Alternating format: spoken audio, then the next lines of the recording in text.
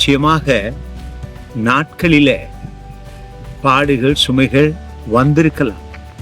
ஆனால் நீங்கள் ஆரம்பிக்கும் இந்த மாதம் சகல நன்மைகளையும் உங்களுக்கு கொண்டு வரும்.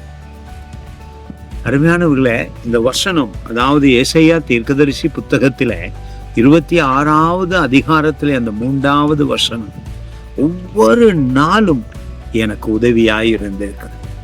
தேவனை நம்பும் பொழுது, அவருடைய வார்த்தையை விசுவசிக்கும் பொழுது சமாதானம் நமக்குள்ளே அற்புதமாய் உண்டாகிறது.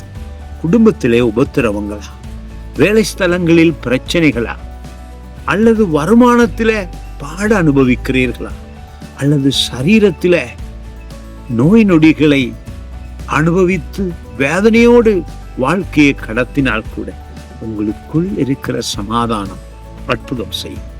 உங்களுக்குள் அந்த சமாதானத்தை தருகிறவர் நம் ஆண்டவராகிய இயேசு கிறிஸ்து. எனவே ஒரு அருமையான வசனம் ஏசாயா தீர்க்கதரிசி புத்தகத்திலே 26:3 சொல்லுகிறது பாருங்கள். உம்மை உறுதியாய் பற்றி கொண்ட மனது உடையவன் உம்மையே நம்பியிருக்கிறபடியால் நீர் அவனை பூரண சமாதானத்துடன் காத்து கொள்ளுவேன். ஒவ்வொரு நாளும் இந்த வசனத்தோடு நான் வாழ்கிறேன். பலவிதமான துன்பங்கள் என்னை சூழும் பொழுது, பலவிதமான பிரச்சனைகள் வரும் பொழுதெல்லாம் நான் இந்த வசனத்தின்படி எனக்குள் இயேசு வைக்கிற அந்த சமாதானத்தை அனுபவிக்கிறேன். அந்த சமாதானத்தை நான் அனுபவிக்கும் பொழுது எனக்கு ஆசீர்வாதம் மிகுதியாயிருக்கிறது.